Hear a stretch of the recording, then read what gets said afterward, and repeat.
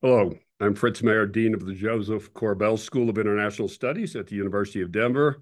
Welcome to our session today, our third session on the state of democracy in the world, leading up to our Denver Democracy Summit in January 23rd and 24th. I'll say more about that later. But today's conversation is about the U.S. election and its consequences, and we'll focus in particular on its implications for U.S. foreign policy and role in the world.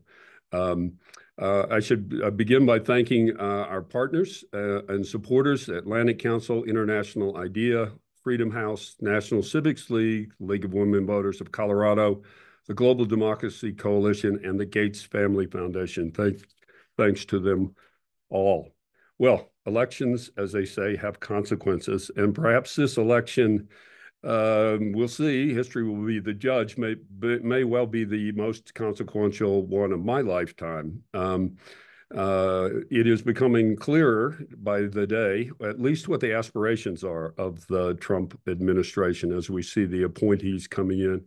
And of course, in the election, also the Republican Party captured both the Senate and the House, which means that Trump has certainly a clearer path to some of the policies that he's aspiring to put in place. We'll see how that plays out, to be sure. When I say consequential, if we think about the various policy issues, certainly the ones we work on here at the Corbell School, you take it issue by issue, at least on the face of it, it looks like a pretty sharp break from the past. Immigration, for example, at least rhetorically. And now as we see some of the appointees, it looks like Trump is serious about a fairly mass deportation on scales we've really never seen before. In the security realm, our policies in Ukraine, in question, certainly rhetorically, some of the appointees, at least the people he intends to appoint, Pete Hegseth at Defense and Tulsi Gabbard as the National Security Director, have had very different points of view about the extent to which the United States should be supporting Ukraine. In the Middle East, it looks like we'll be, if anything, closer to Israel in the conflicts that are happening there. Certainly rhetorically quite hawkish on China. So we'll see where that all goes. On trade, Trump has made tariffs a centerpiece of his campaign strategy, and his support, his nomination or suggested nomination of Robert Lighthizer at USTR, a very hawkish person on trade, suggests that we may be in for a period of rising tariffs and possibly even trade war. Climate change, drill, baby, drill was a campaign slogan. We'll see what that looks like in practice. But certainly, if history is a guide, Trump is much less sympathetic to international efforts to rein in carbon emissions.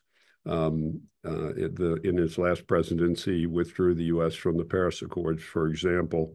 And we can go down the list in terms of international development and support for foreign aid in various forms, and certainly in the topic that we've been focused a lot on, support for democracy, which has been really a centerpiece of American foreign policy in some ways for 80 years.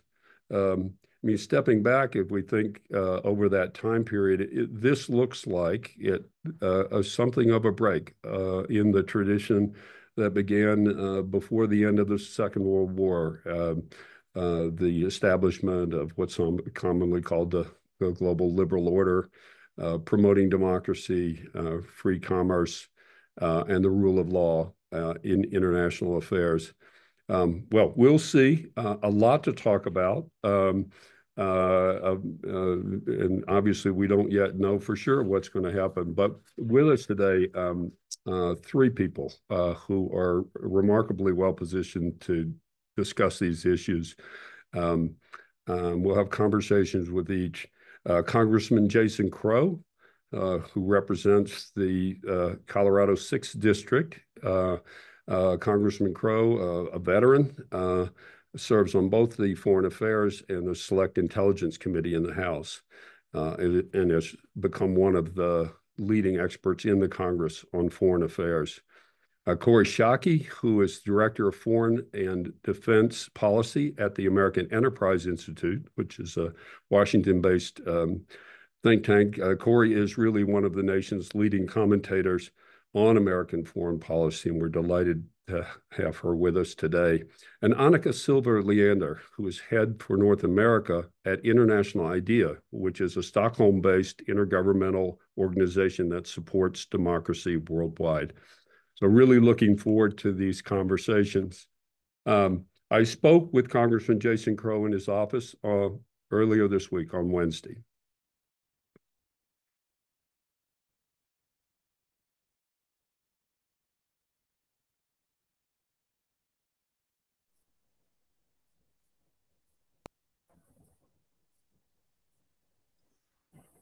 I'm joined this morning by Congressman Jason Crow to talk about the impact of the election on American foreign policy.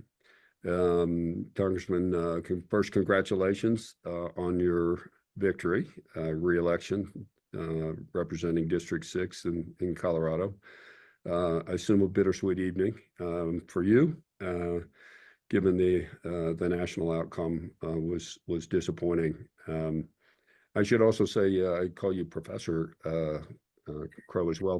Thank you so much for teaching the course for us this spring. It was a huge hit with our students, so really appreciate it. Anyway, thanks for your time. I know that your time's limited, so why don't we jump in? I mean, obviously, elections. Well, I just want to thank you, Dean Mayer, for having me back, and your leadership and the work at Corbell School, phenomenal. So hello to all the students. You're just remarkable folks. And obviously, happy to be joining you. There is much to talk about. There is much to talk about, and I know our time's pretty limited. Elections have consequences, and among them, obviously, not only did Trump win, but majorities, Republican majorities in the House, and we're starting to see the proposed appointments of people like Marco Rubio for state, and John Ratcliffe at the CIA, and Mike Waltz at NSA, and Pete Hegseth for defense, which may be the biggest surprise. A lot of rhetoric in the campaign. So now we're beginning to see the contours of the administration, and so we wanted a chance to get your take on that. Let me just start with. I mean, there's so many things we could talk about. Obviously, let me just start with some of the hot spots in the world. Three hot spots, maybe: Ukraine, the Middle East, China.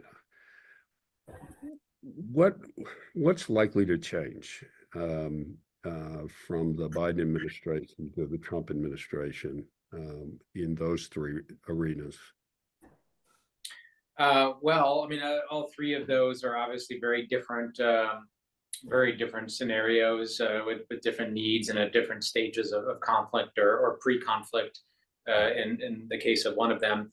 I think a lot could change. I'm deeply troubled by the results of the election. I think that's no surprise. Anyone who knows me and knows my politics and knows that I'm somebody who has committed much of my adult life to the national security of the United States, to building out a robust foreign policy that leads with our values, that leads with the idea that we're strong, not just because we have a strong military, but because we have partners and we have alliances that also work with us and keep us safe. So I'm somebody that believes in developing alliances, leading with our values, utilizing all of the tools in our toolkit, whether that's economic, sanctions, cultural, diplomatic, or military when it's necessary. That's a view that is not shared by Donald Trump, who has repeatedly dealt with isolationist rhetoric, who maligns our partners and our alliances pretty regularly. So I'm concerned about the future of the transatlantic partnership. That's NATO, that's other bilateral and multilateral agreements that represents that transatlantic partnership, and the impact that would have on Ukraine. Donald Trump's long affinity for Vladimir Putin in Russia, and the involvement of folks like Elon Musk, the world's richest man, who seems to be taking a central role in national security and foreign policy discussions in what is the nascent stages of the soon-to-be Trump administration, and somebody who reportedly has had a lot of interaction with Vladimir Putin. So I'm concerned about all of those things and the implications on our national security, and that would also include the Middle East as well. I think I'm somebody who has long said that the path ultimately to peace in the Middle East has to entail a two-state solution where the people of Israel and the Palestinians must have the right to self-determination, must have the right to exist, and must be secure. And not until all peoples have the right to have those things will there ultimately be peace. And that's generally not a view that has been shared by Donald Trump and those who surround him will help shaping and forming his foreign policy. And what about coming to the third hotspot? And I want to come back in a moment to the general point you're making about alliances and commitment to multilateral institutions and the like. But just on China, because there's so much attention there, there've been some of the appointees and Trump himself have had pretty hawkish statements about China. Do you see, whether in the trade arena or in, God forbid, in the military arena, changes in terms of our relationship to China? Well, I think there's going to be potentially a lot of changes, right? You look at Robert Lighthizer as the trade representative, Donald Trump's rhetoric around tariffs. Listen, tariffs are going to increase the cost of living for middle-class Americans.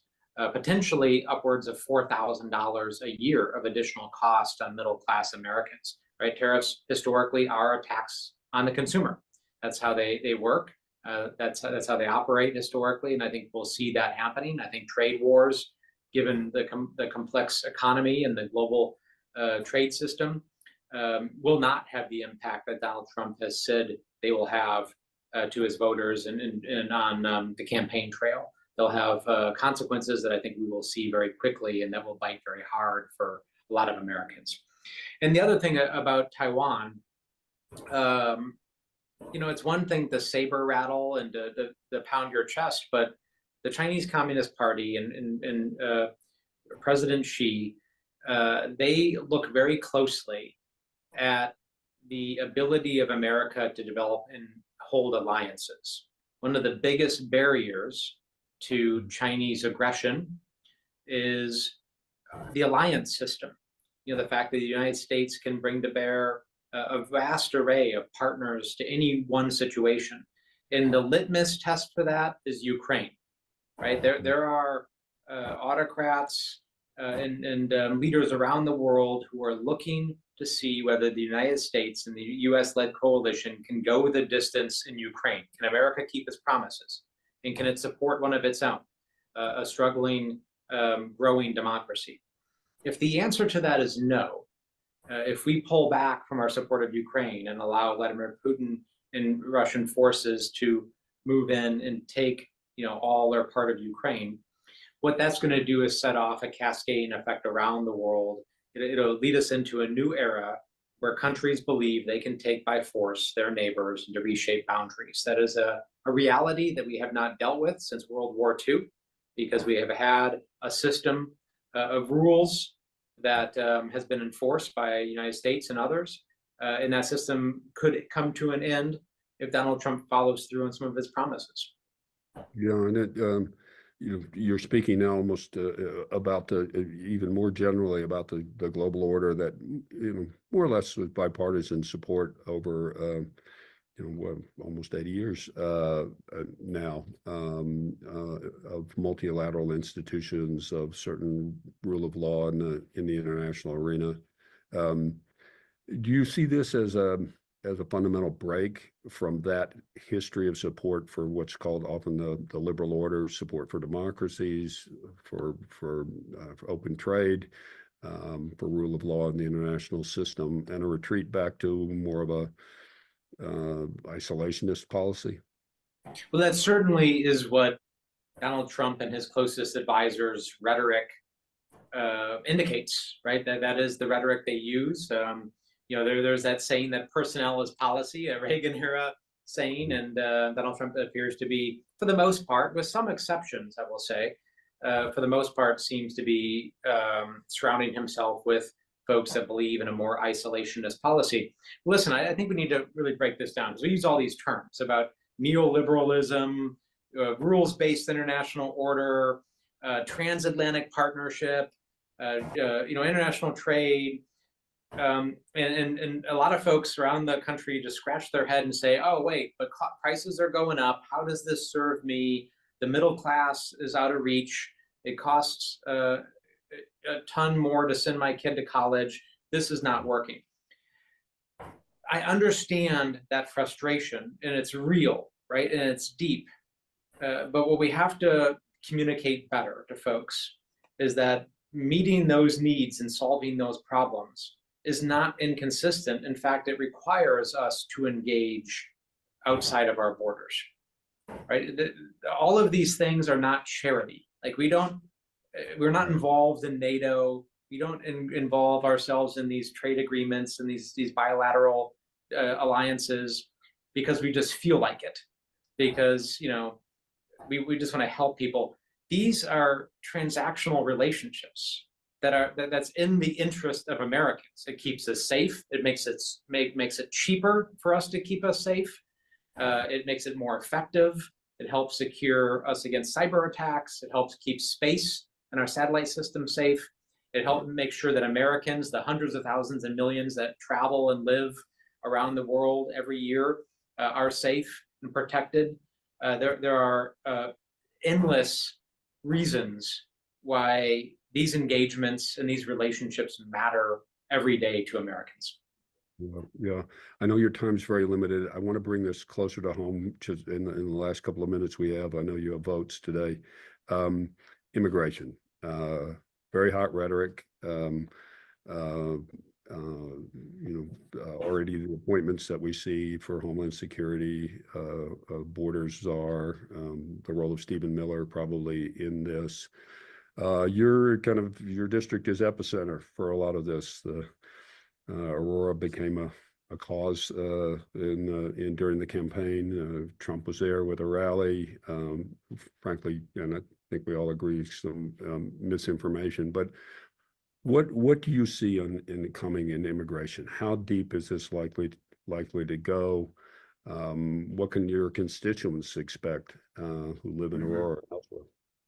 Listen, I'm gonna be honest here. I think there are potentially some dark and difficult times ahead on the immigration front. I'm somebody who represents one of the most diverse districts in the nation. Nearly 20% of my constituents were born outside of the United States.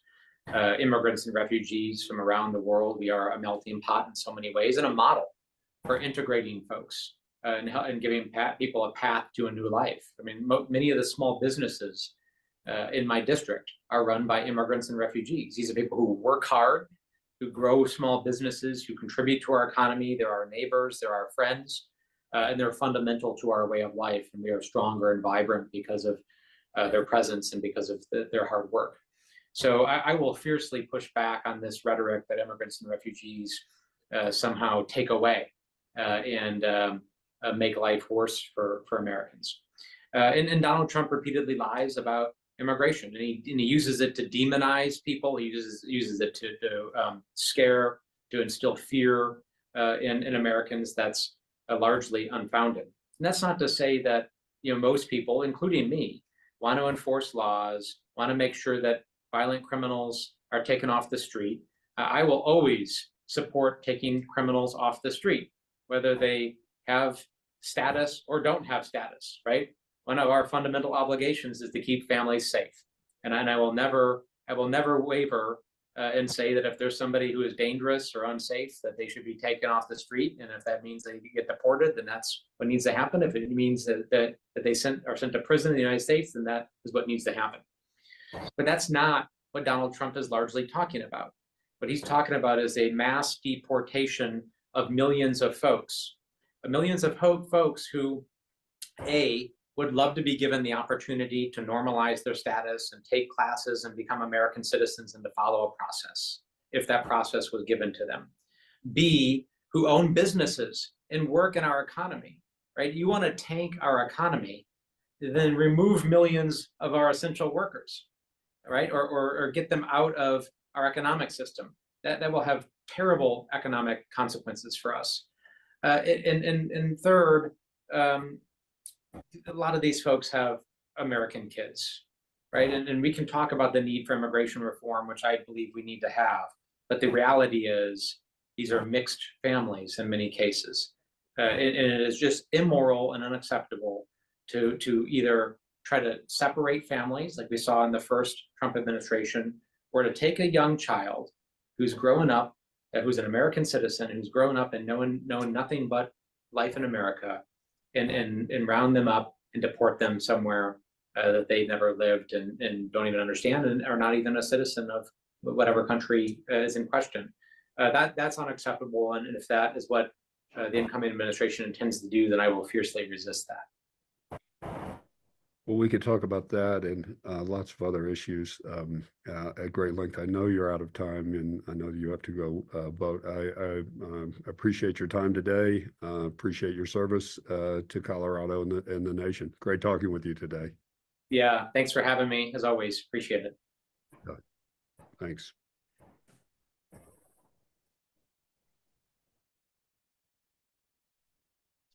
Well, I'm always impressed with Jason Crow. Whatever your politics, he's a very thoughtful and well-informed member of Congress, and it was great to hear his thoughts. Let me now bring in my colleague and partner in all of our democracy work and our democracy programming. That's Professor Nazanin Barma, who is also the director of the Scribner, Doug and Mary Scribner Institute of Public Policy here at the Corbell School, and associate dean of the school.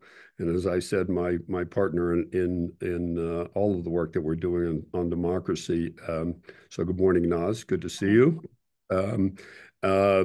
Let me turn to you now. You'll have a conversation, I think, initially with Corey Shockey and then with Annika Silva Leander, bringing in perspectives, different perspectives, obviously, perhaps than Jason Crow's. First, as I said in the introduction, a very distinguished commentator, author, a scholar, former government official, quite a CV, Corey Shockey, and then more of an international perspective with Annika Silva Leander. So thank you, Naz, and let me pass the baton to you. Thanks so much, Fritz. Great conversation between you and Congressman Crow. I'm not sure I could say that I necessarily enjoyed it, but it was very informative. It's a real pleasure to bring into the conversation our good friend and partner, collaborator, Dr. Corey Shockey, who is, as Fritz mentioned, is a senior fellow and director of the Foreign and Defense Policy Studies program at the American Enterprise Institute. As we talk a little bit more, Corey, I'm going to sort of bring in different elements of your incredibly illustrious bio, so I'm not going to spend the limited time that we have reading that off. I wanted to just start off, if you wouldn't mind, by referring to a conversation. Wait, before you start, you left off something really important in my bio, which is chairman of the Professor Nazanin Barma fan club. Thank you. It's very much a mutual admiration society, and I'm really grateful to you for joining us. At short notice, as we mentioned when I reached out to you last, well, maybe it was earlier this week, we had planned a very different conversation for today, and we're grateful that you joined us in the lurch, as it were. You have been talking a lot over the last 10 days, and I wanted to refer to a conversation and educating us all, a conversation you had with Dan Dresner at Foreign Affairs just the day after the election, I believe, talking about sort of what does a Trump 2.0 world look like. And there, your kind of, top line, or at least what Foreign Affairs put as your top line comment, was that we are kind of in for a world where we face the Trump chaos premium. If you could just kind of, lay out what you meant by that, just as a sort of scene setter, and then we can go from there. Thank you. Sure. What I mean by a chaos premium is that there will be an enormous amount of uncertainty associated with Trump policy. In his first term and since, he is notoriously amenable to the last person he talks to, dictating policy. which evidently is how Matt Gaetz came to be the nominee for Attorney General, because the White House Chief of Staff was out of the room when he was pitched. I think that gives a lot of credit to the White House Chief of Staff in the belief that she would have opposed the nomination, which I think is unproven.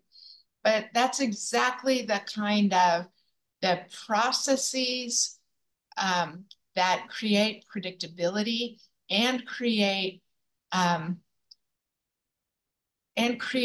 road testing of ideas in the American government aren't going to be part of a Trump administration, right? Like, he likes the chaos.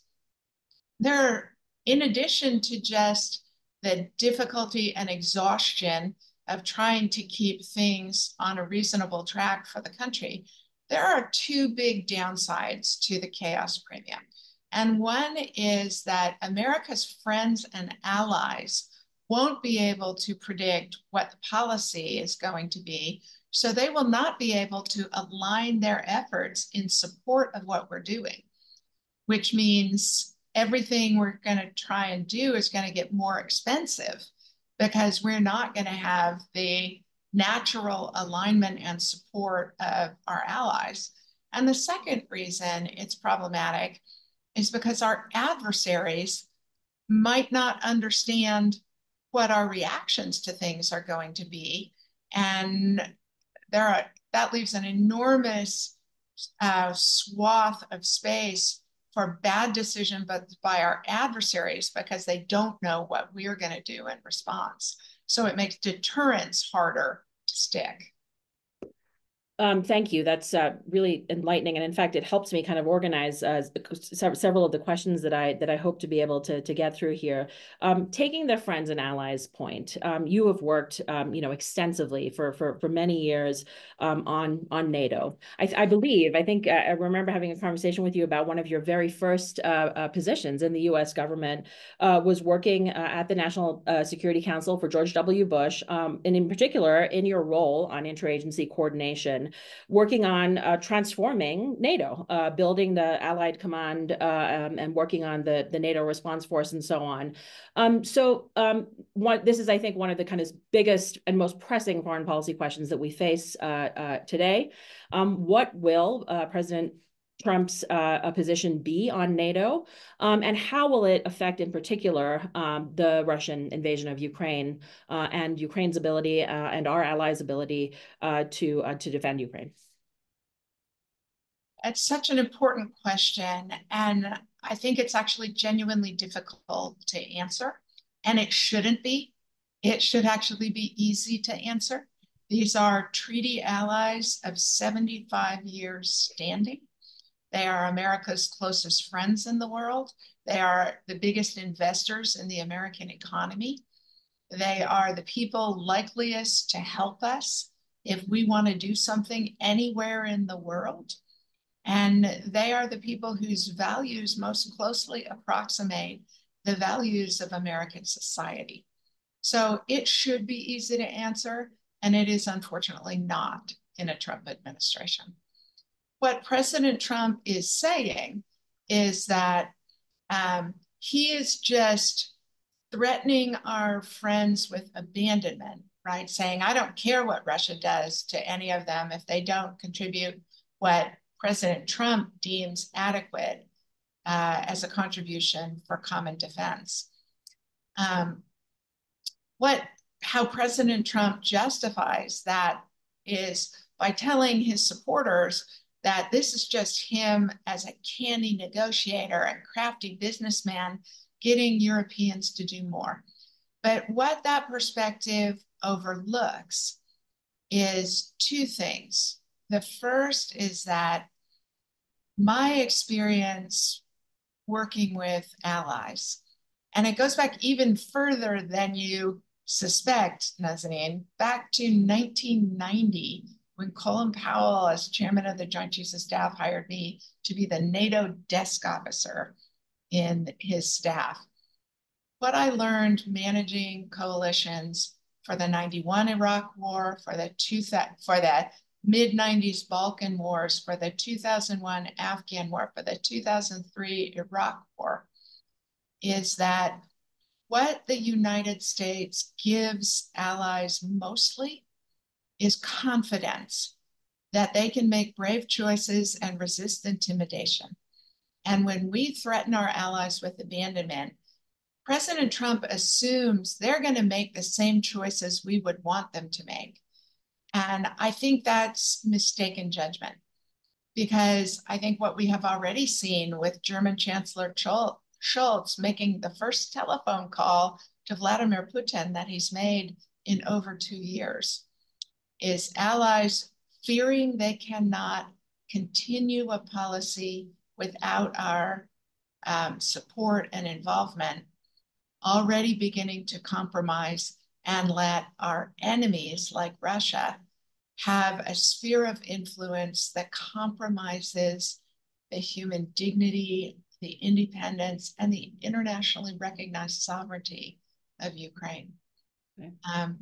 So the second thing that I think is really problematic about Trump administration allied policy is he underestimates the extent to which the magnetism of American culture and example reduce the cost of everything we want to do, because it feels natural for allies to support us.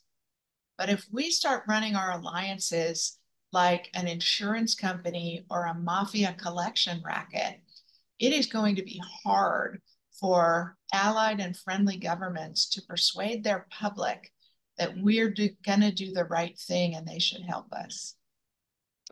With that, Corey, thank you. I think you've answered very eloquently one of the questions in the chat about sort of why would any democratic country want to establish an alliance with the Trump administration and the United States. I want to come back to your your longtime boss and mentor, Colin Powell, distinguished American statesman, very much in the mold of a kind of traditional foreign policy expert, somebody who served in numerous roles in the government. Of course, he was the National Security Advisor under George W. Bush, chairman of the Joint Chiefs of Staff, and then ended his distinguished career as Secretary of State with George W. Bush.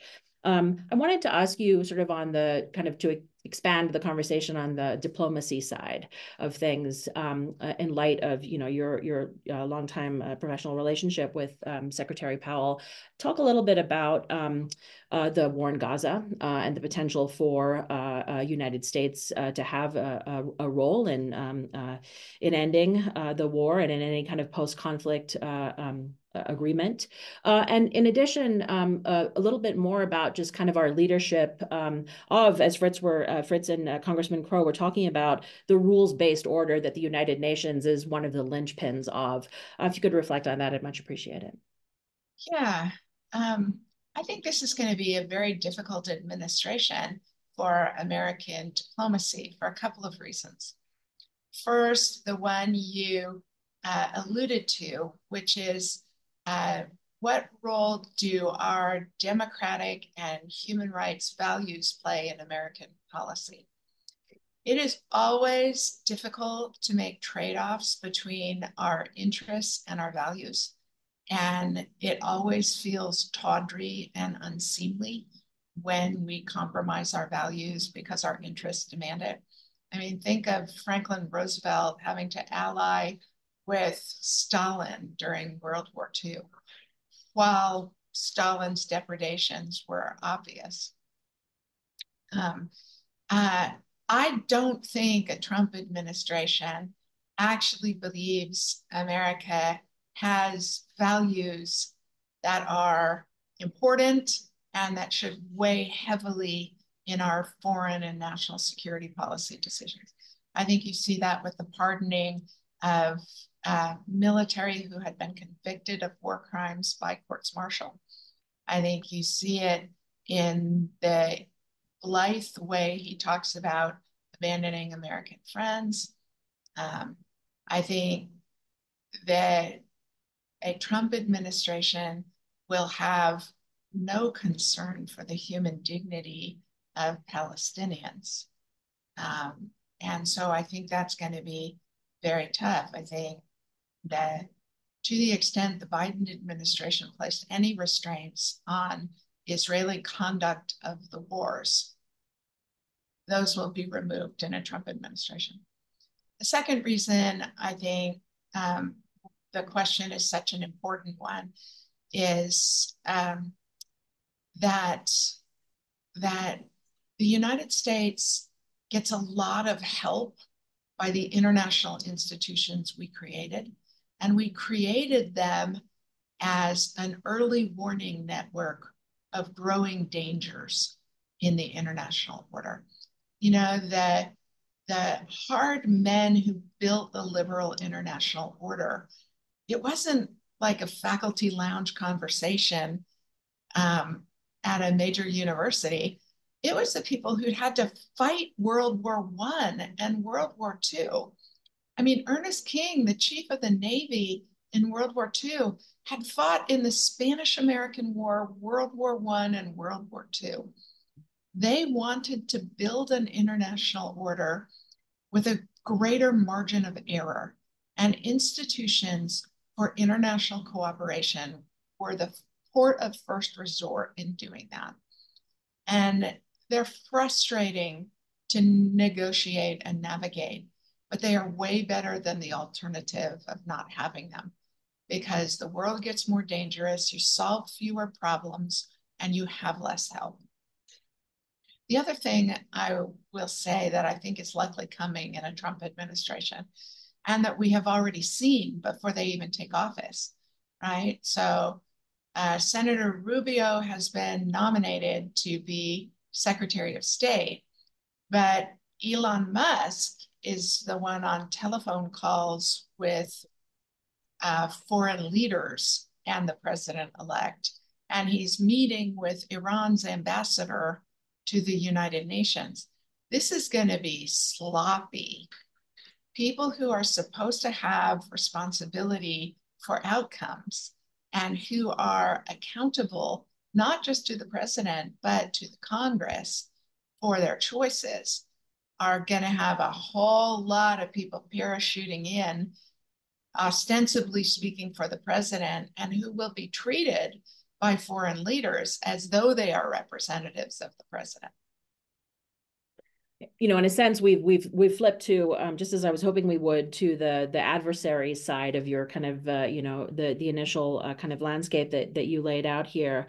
Fritz and Congressman Crow chatted briefly about China in the context, in particular, of the appointment of Robert Lighthizer and the clear signal that there are going to be serious tariffs imposed bilaterally. I sort of feel like, and perhaps this is a sort of a biased perspective just in terms of kind of what I've been reading, but China has been not in the news and the discourse that much of late. Whereas when you think about sort of the end of the first Trump administration, the beginning of the Biden administration, that was much more kind of a core focus. Of course, the Russian invasion of Ukraine and the conflict in Gaza has kind of taken over the headlines. I do think that we're going to be hearing a lot more about China in the next few months and over the next few years. Help us understand what that kind of bilateral relationship is going to look like, and crucially, how too that's going to affect the global political economic order. So President Trump is clearly committed to 10% tariffs on everything imported to the United States, and much higher tariffs on Chinese imports. Yeah. And in addition to the fact that that demonstrates he couldn't pass Econ 101 at the University of Denver, but it also is innocent of consideration about how others are going to put tariffs on American products. And it's innocent of recognition that most of what the United States imports aren't finished goods. It's ingredients to things that American manufacturing makes. One of the reasons tariffs are going to be such a difficult issue is that the president has pretty wide latitude to impose them by executive order. And I think we're likely to see that early and big in a Trump administration. And the president's even talking about eliminating income taxes and believing that tariffs can supplant that income for the United States government, which is, you know, glitter and unicorns. But that would require congressional legislation in both houses that I think is unlikely to be forthcoming, because there are at least some people in the Congress who could pass Econ 101 at the University of Denver. The Chinese, I think, are, at least indications so far suggest that the Chinese are likely not to retaliate right away. That they are, it may actually be in Xi Jinping's interest to have the segregation of Chinese and American economies. It looks like that's what he's going for as well, if only to be able to protect the Chinese economy from American sanctions. And so President Trump is likely to think it beneficial. American businesses are unlikely to think it beneficial. And so I think what we will see is civil society at work as businesses and consumer groups press Congress to rein in a president of the Congress's party. There've been a couple of questions in the chat about sort of potential checks and balances, and I think it's really important to recognize, as you've just articulated, the difference between the things that the administration can do via executive order versus what would require kind of legislative action, and to remember that there are still some guardrails that we hope will hold. Sort of in a follow-up question, you know, you noted Xi Jinping has been actively, and thank you for reminding us of that, kind of trying to decouple the Chinese and American economies for the last few years. And in a sense, the effects of the COVID pandemic on the Chinese economy have sort of aided in that attempt. Do you think this, and this is a difficult question, you don't have a crystal ball, or perhaps you do, does this increase the chances of Chinese action in the Taiwan Straits and the potential invasion of Taiwan? Yes, I think it does, because you know, political scientists and historians argue a lot over whether economic interdependence increases or decreases the likelihood of interstate war. It does seem to me that the record of the last 10 years at least has been that both China and the United States have been more careful with each other, because neither of us want to provoke the economic turmoil that conflict would bring. There may be different reasons for why they want to avoid it, but we have both wanted to avoid it. And if that separation of the economies becomes inevitable or appears occurring, I think there is less restraint on China's ability to carry out its stated policy of aggression towards Taiwan. The other thing is that I think the tough talk on China hasn't progressed far enough to explore the truly chokehold areas of American reliance on China. And let me just give you the one that always springs to mind for me. A lot of Americans take heart medication, and that medication is fundamentally reliant on chemical inputs and manufacturing in China. And if I were the Chinese National Security Advisor, I would make sure that we would choke that off in any conflict with the United States. And that's going to hurt a lot of Americans. So we haven't done the groundwork of getting ready for the kind of tough policies that we're talking about. And I think what you're describing is the concept of weaponized interdependence that our friends Abe Newman and Henry Farrell have written about. The recognition that as much as the United States has leverage on its bilateral partners in the global economy, so too do those partners on us. And very important to remember that. Corey, you've been peppering in throughout the conversation, as you always do, such wonderful kind of historical insight based on your long-term research, the many books that you've written, reflecting on the passage of hegemony from the United Kingdom to the United States and so on. I'm going to ask one of our colleagues, if they would, to please pop your really illustrious bio in the chat so that people can refer to some of those books if they're interested in looking further at some of the things you've said. I want to talk about one of the most recent books, I think, that you've written or co-edited, in which your co-editor was Secretary of Defense Jim Mattis. As we've all been reminded recently, Jim Mattis, as early as 2000, denounced Donald Trump as a threat to the United States Constitution. And more recently, we've learned from Bob Woodward in his new book that in his conversations with Jim Mattis, the former Secretary of Defense, agreed that Donald Trump is a uniquely dangerous threat to the country, to the United States, and to democracy around the world. I want to sort of pair that with the knowledge that we now have of Donald Trump's nominee to be the next Secretary of Defense, Pete Hegseth. And ask you, again, a really tough question about civil-military relations and sort of what the direction of the U.S. Department of Defense sort of portends for us, both in the world, but also, and there's a wonderful question in the chat about this, about civil-military relations here at home and the role of the U.S. military as an apolitical force, a neutral force. Trump has, during the campaign, talked in different ways about using the United States military, the National Guard, here at home against U.S. citizens. A lot of very kind of troubling elements that you could respond to in your answer.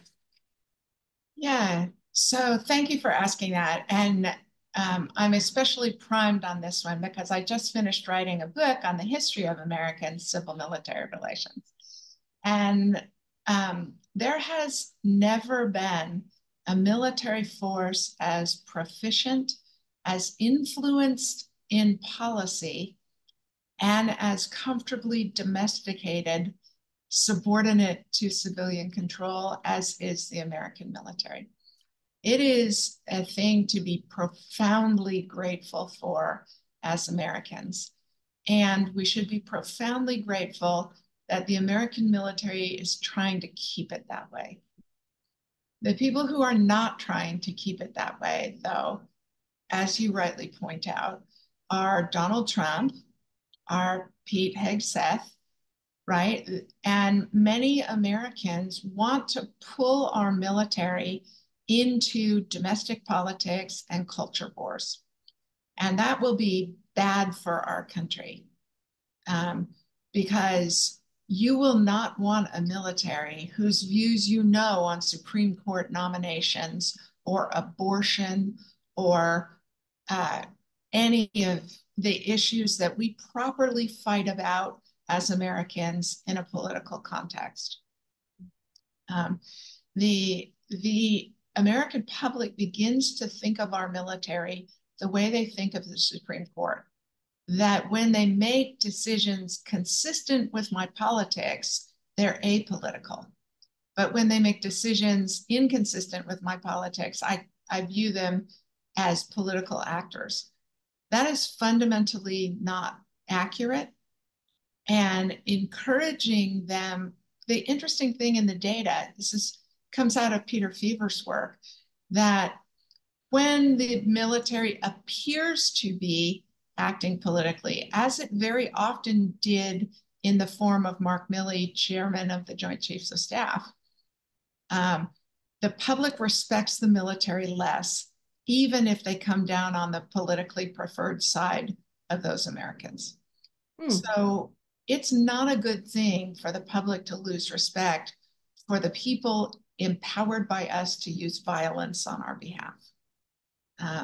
And there's a real danger that President Trump will want to use the American military domestically. He wanted to do it in the summer of 2020 during the social justice protests. And what he wanted to do then was invoke the Insurrection Act. You know, since 1878, it has been illegal for the President of the United States to use the American military for domestic law enforcement unless the president invokes the Insurrection Act. And that's one of the real bellwethers we should all be watching, because under the Insurrection Act, the President of the United States has enormously wide latitude to use the military against the American people. And that's a genuine risk in a Trump administration. Let's hope that we go another 150 odd years without having to see that invoked. Corey, I know you just have a couple of minutes here. I wanted to ask you, perhaps as a little bit of a silver lining, to tell us a little bit about your work. We were just chatting, when we joined the webinar, about your work on Protect Democracy, the group that you've been working with for the last 18 months or so, in particular thinking about some of those checks and balances and guardrails that the American legal system and the rule of law still has in place. Well, I cannot say enough good about Ian Bassin, the founder and leader of Protect Democracy, and all of the really wonderful people, lawyers across the country, who have worked to strengthen the protections of free and fair elections in our country, to ensure and increase public confidence that our elections are free and fair, to sue people who wrongly attest that poll workers, for example, are not counting ballots accurately. Because I have always loved Justice Brandeis's comment that sunlight is the best infectant. Sunlight is the best disinfectant.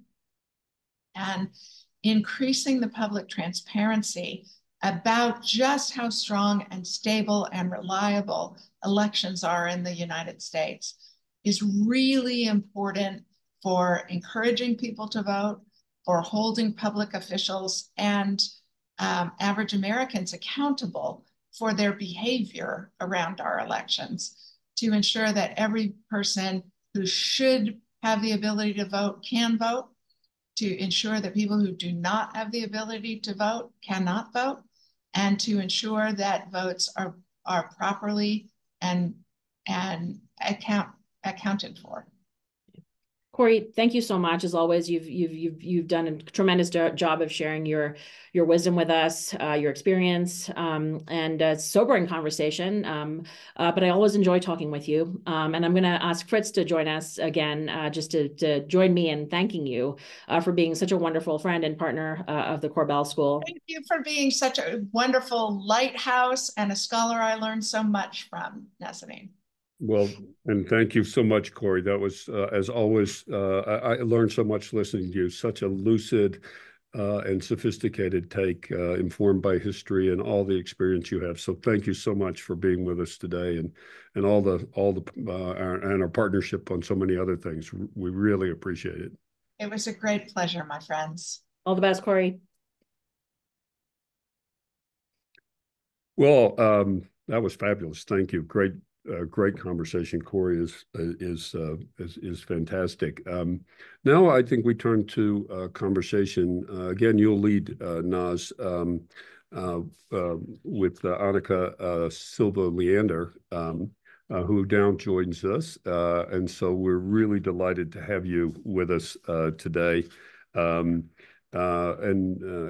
a bit perhaps of a perspective. I know you're based in Washington, but certainly International IDEA is an intergovernmental organization, as I said earlier, based in Europe and in Sweden, to give us a bit of a take, I think, on how the world is viewing this election. So thank you so much for being with us. And let me turn again to Naz to lead the discussion.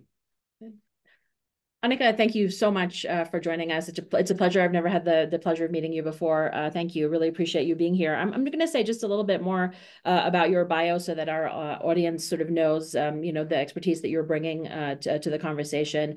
As Fritz just mentioned, you're the head of North America at International IDEA.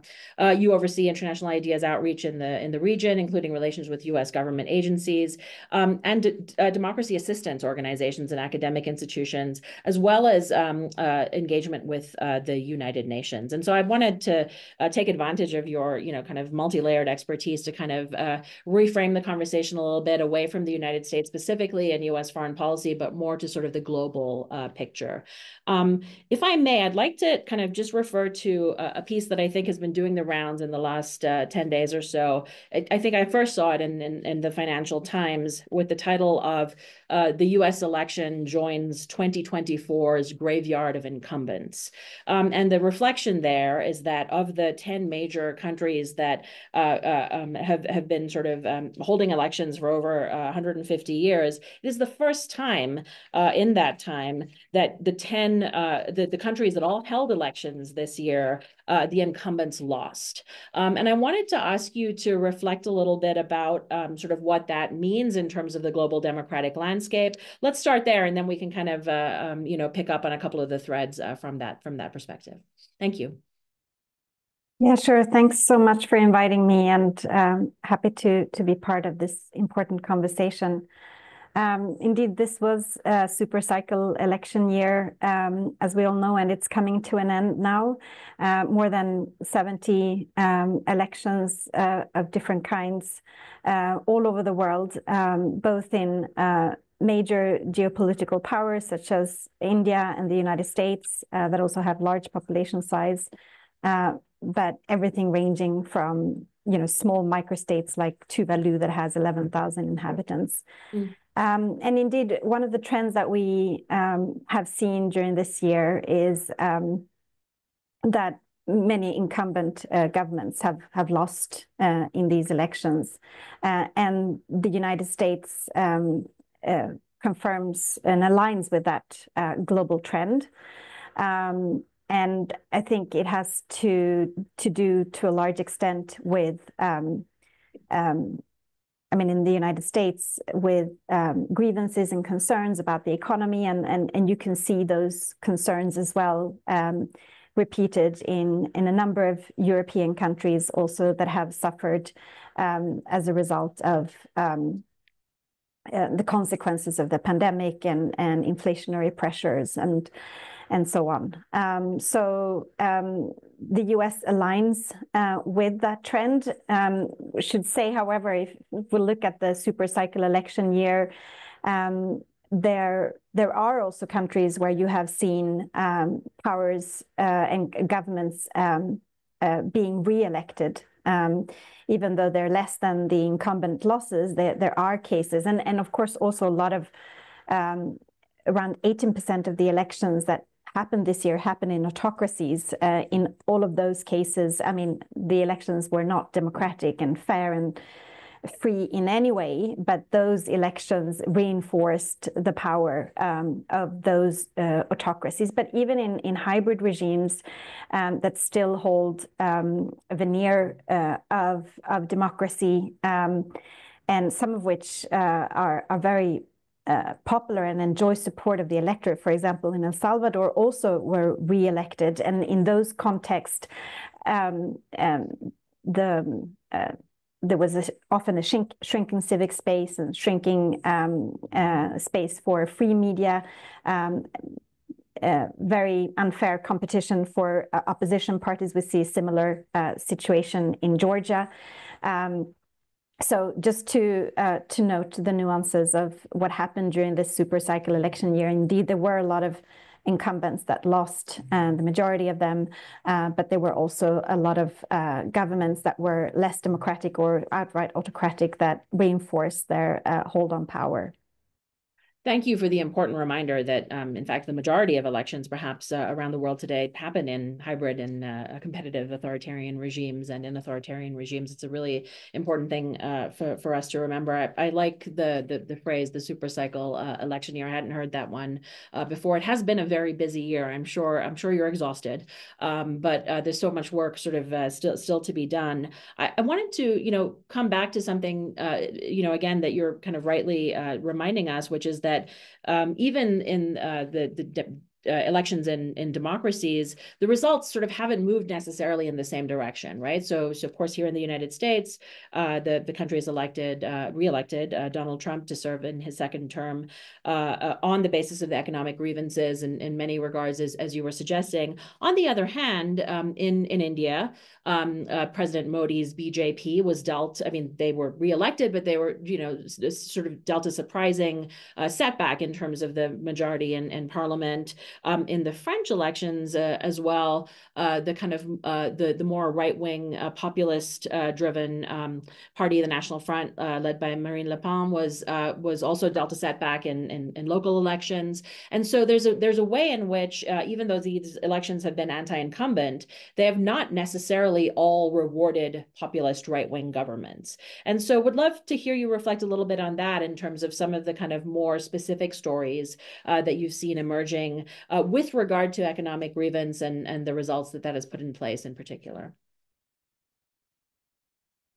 Yeah, indeed. I mean, you see these various trends. I mean, in Europe, you have seen a reinforcement and increase in right-wing populism in a number of countries. You have also seen places where populist parties have gone back. In my own country, Sweden, for the EU parliamentary elections, the extreme right-wing party actually lost.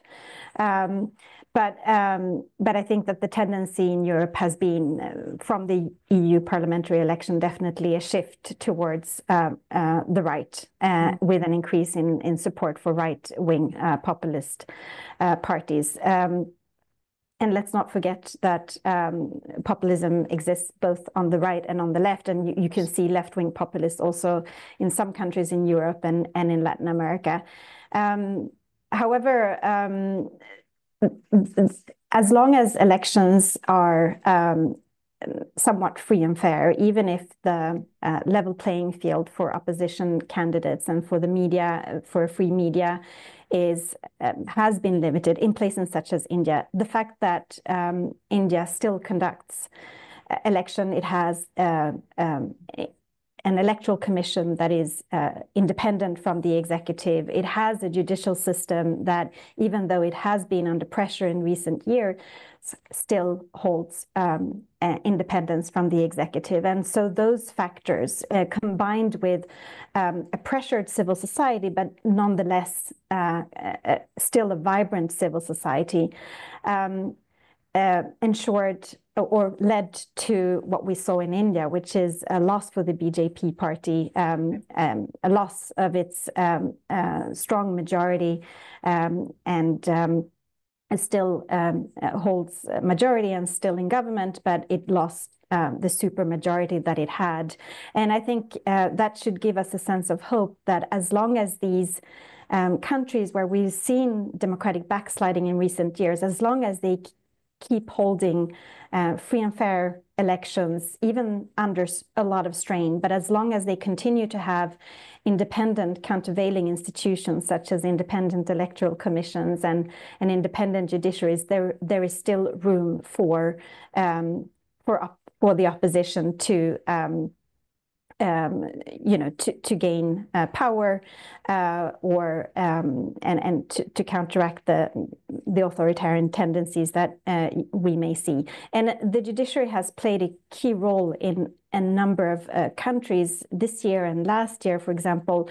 And so I really want to emphasize the very strong importance of independent judiciaries in a number of contexts. In Senegal, for example, where we saw attempts of the previous president to maintain himself in power, to obstruct the current president from running. The judiciary came in and played a key role in ensuring that the opposition candidate was allowed to run, and resulting in the election of the youngest president in Africa being elected in Senegal. Guatemala, similarly, the judiciary there played a key role where there was a lot of obstruction for the current president to compete in the elections and for the results to be recognized. And the judiciary came in and played a key role to make sure that the results of the elections were respected and that he was able to accede to power. So very key in those contexts that not just the elections are free and fair, but that there are independent institutions that really can ensure that that they are.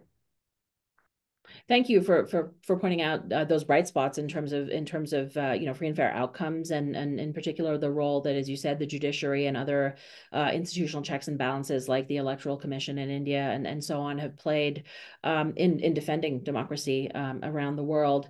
Help us understand, from your work in democracy assistance and democracy promotion, the role that the international community also plays in bolstering those checks and balances and civil society in their attempts to safeguard democracy, and in as far as the United States has been an important sort of actor in that democracy promotion agenda around the world. Thoughts on what the election of Donald Trump might portend for democracy promotion writ large? I think it remains to be seen how the incoming administration will approach democracy promotion under Trump. And I think we will be closely observing how that unfolds. The nomination of Marco Rubio as the Secretary of State gives us in the democracy assistance community hope that there will be some continuity with regards to democracy assistance support on the part of the US. He has been a strong promoter of democracy globally and human rights, and a strong advocate against autocratic regimes such as China and Venezuela and Nicaragua and others. But of course, he's not the only one who determines democracy assistance, U.S. democracy assistance. The Congress also has a key role in the funding aspect of it. So our hope is that the U.S. will continue to be a strong supporter of democracy globally. But we also know that President-elect Trump is skeptical to multilateral institutions that play a key role in supporting democracy around the world, and that he's also very focused in his foreign policy outlook on economic issues, and very domestically focused, and wants to ensure that resources are targeted domestically, posing concerns. We talked before about concerns about a reduction in foreign aid in general, and to Ukraine in particular. And certainly if the US both withdraws from multilateral engagement in multilateral institutions and reduces its foreign aid, both development assistance, democracy assistance, and its military aid to Ukraine, that will have a huge impact on democracy around the world. It will first of all put a much larger burden on the EU to take on that responsibility. And if they have more defense spending to incur because of reduced spending, US spending on Ukraine, they will likely also reduce their funding for democracy assistance. And all of that will have huge consequences for civil society around the world, which in many constrained contexts play a key role in checking government power, and that often are very reliant on foreign aid. So that will have huge consequences. Also for free media, foreign assistance plays a key role in supporting free and vibrant media in a number of different contexts. But we'll wait to see what the stance of the new administration will be. We hope that the US will continue to play a strong role in democracy assistance. Yeah. I really appreciate you linking the democracy promotion, foreign aid, security assistance, military assistance agendas. And indeed, that is how the United States and its kind of diplomacy and defense kind of posture has really kind of advanced many of these things together. And as you said, that the partnership between the EU and the United States, European countries and the United States, has been crucial in all those regards, particularly in terms of the potential outcome in Ukraine. You also mentioned, just in the final moment there, the role that democracy assistance and foreign aid plays with regard to the media and the strength of kind of an independent media, and the role that has to play in combating misinformation and disinformation in the electoral process around the world. What do you see as the trends, the kind of concerning trends with regard to misinformation and disinformation, and the ability that that we have as the international community, international idea, your partners, to try to combat the role of misinformation as it affects democracy? Well, that's a complex question. It has a lot of ramifications. I mean, yes, disinformation is a grave threat to democracy around the world, and it's very important to combat it. And all of us engaged in the democracy assistance space are very actively engaged in combating disinformation, which has both a domestic element and often a foreign interference element that interplay. It's very important to recognize that interplay between domestic forces and tendencies, and how foreign interference can play into those and amplify those domestic tendencies. Yeah. Very important not to view them as separate phenomena, because then you won't be able to tackle the challenges effectively. The EU, for example, has a very strong focus on fighting disinformation, and the new commission coming in now is promoting this initiative called the Democracy Shield, where fighting disinformation is going to be a key element, and the foreign interference angle there plays a key role. And importantly, the Democracy Shield focuses on the key interlinkages between disinformation, foreign interference when it comes to disinformation around electoral processes, but not only, and the linkage and the threats that presents to national security issues. Of course, Russia being a major player in the disinformation space, and being such a close threat to European security. But we know, of course, that there are a lot of other foreign actors, Iran, China, and other hostile nations that engage in that space. So very important for all of us in the democracy space to continue supporting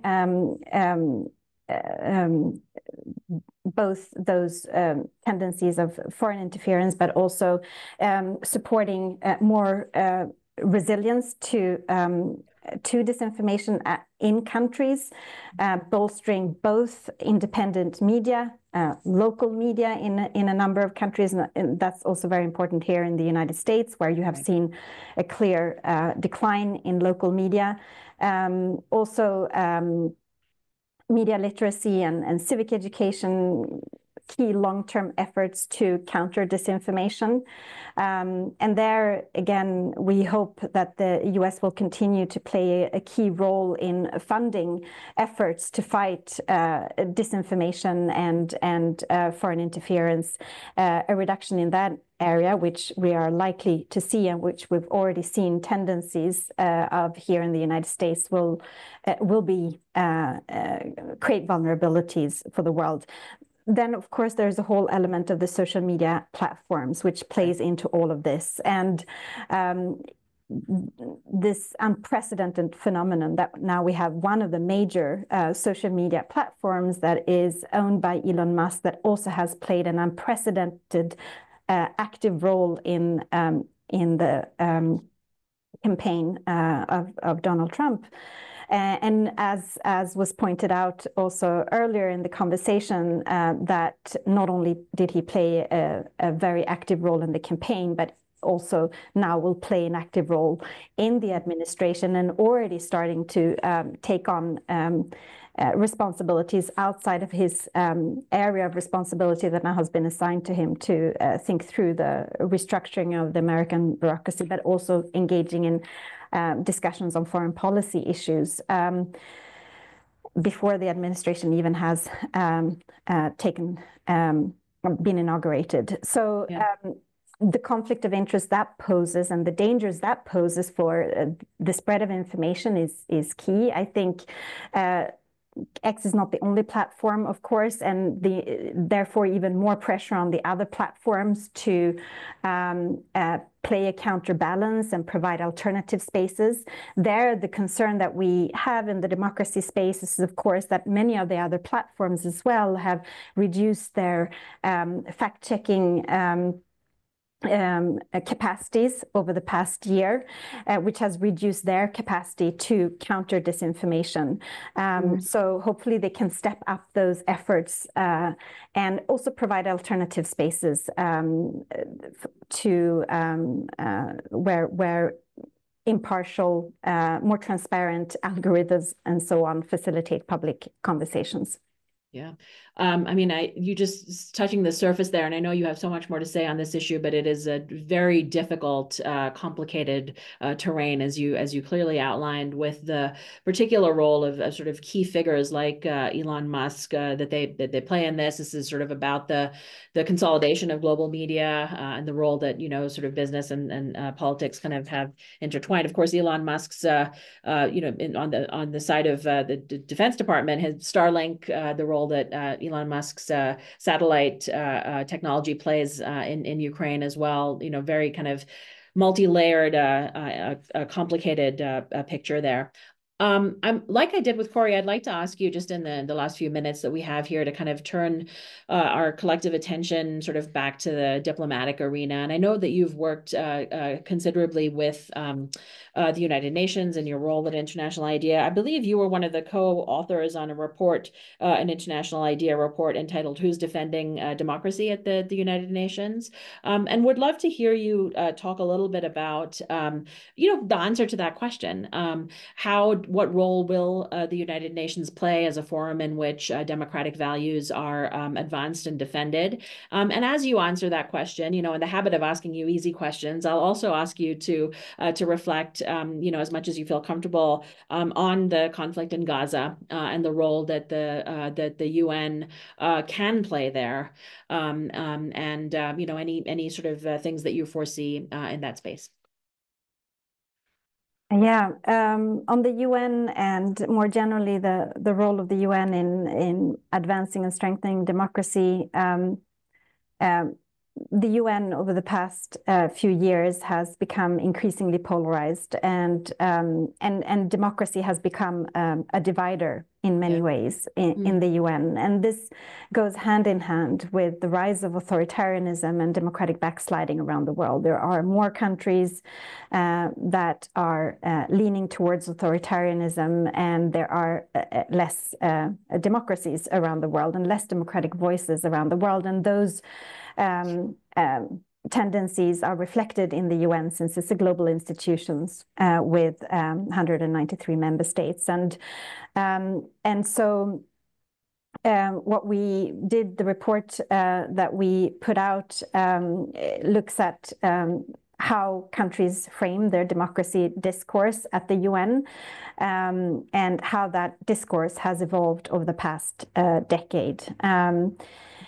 We were actually surprised to see that democracy is a salient narrative at the UN, and that the concept of democracy is not just promoted by democracies or Western democracies, because the narrative at the UN has often been that democracy is a Western concept that is imposed by the West on global majority countries. And we were surprised to see that there were, actually even more democracies in Asia and Africa and Latin America that really emphasize democracy in their narrative, even more than European countries, for example.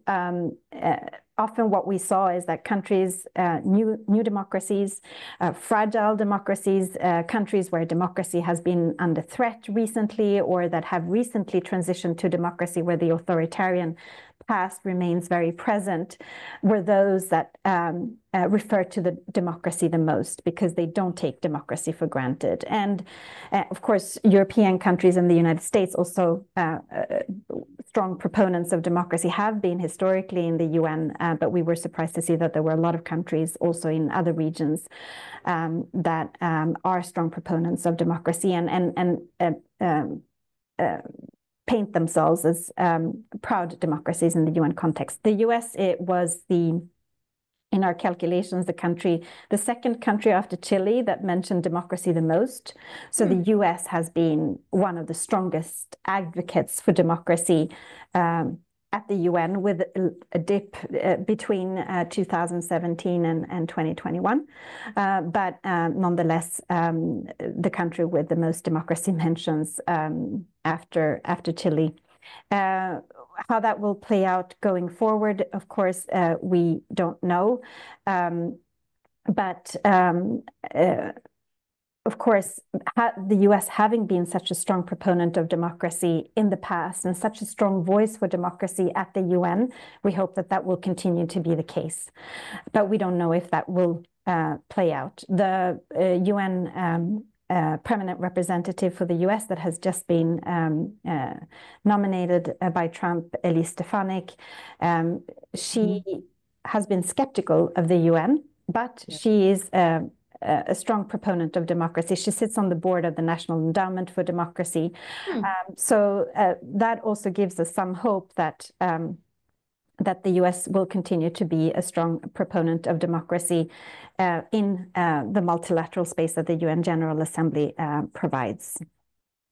Thank you. Thanks so much. I hadn't realized, and you put it sort of so eloquently, the fact that democracy has become this sort of dividing or polarizing aspect in the United Nations. But I think that the bright spot that I appreciate you kind of mentioning there is the pride in democracy that the newer democracies have taken, and their sort of desire to defend their newly earned privileges and freedoms. I appreciate throughout the conversation you have emphasized that that perhaps the overall landscape is worrying, but there are always bright spots and things to look for to give us hope in defending democracy moving forward. And I'd like to end just with one last sort of brief question to you.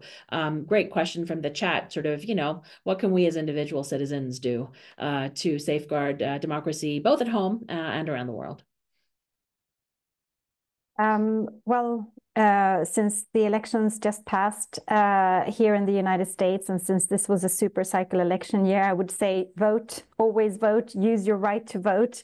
And if you live in places where you have that right in an unrestricted way, use it. And especially young people that in a number of contexts feel maybe that democratic politics is not for them, or that it doesn't present alternatives that are attractive to them, that would rather advocate for issues or go out on the streets. The electoral channel is still a key pillar of democratic systems and societies. And so I would say that is very important to continue to use your right to vote. That is not to say that there aren't other forms of active political and civic engagement that people can use, and elections are periodic, but there are a lot of things that you can do in between elections, of course, to engage in civil society. You can engage in global issues, you can engage in local issues. And what I've been hearing a lot now here in the US in the past week is that a lot of people may engage less on national issues where they feel that they might have less of a voice, but they will focus their attention on local issues. I think that whatever level you decide to engage on, because we all can make a difference in small or big ways. But that civic engagement is really important. And I would say here in the United States, I mean, we look at the global state of democracy. We have the global state of democracy indices, which is an index of democratic quality that covers 173 countries in the world. One of the things that gives me hope is that the dimension of participation, which is both civic engagement and civil society engagement and participation in elections, is one of the pillars of democracy globally that has seen the least declines. It has seen declines, but it has seen less declines than in other areas. And in the United States, actually, we have seen over the past decade a decline in a number of democratic indicators and a debilitation of American democracy. But the participation dimension of American democracy is the strongest and one of the strongest in the world. Actually, the US ranks 8th on the participation dimension. And it's the only indicator of democracy that hasn't declined over the past 10 years in the US. So keep engaged at whatever level you feel comfortable engaging in. Wonderful. Thank you for that kind of, hopeful and inspiring reminder that participation is absolutely, the central pillar of democracy. Annika, we're so grateful to you for joining us here at the Joseph Corbell School of International Studies. We're indeed, picking up on your final point, we engage with the great issues of the world from a global to local level. We have many different arenas in which we can exercise our rights and responsibilities. I'm very grateful to you for reminding us of that. Thank you again for joining us. Thanks. I'm just going to take the last few minutes here to apologize on behalf of Fritz. He had to leave, unfortunately, for a quick family matter.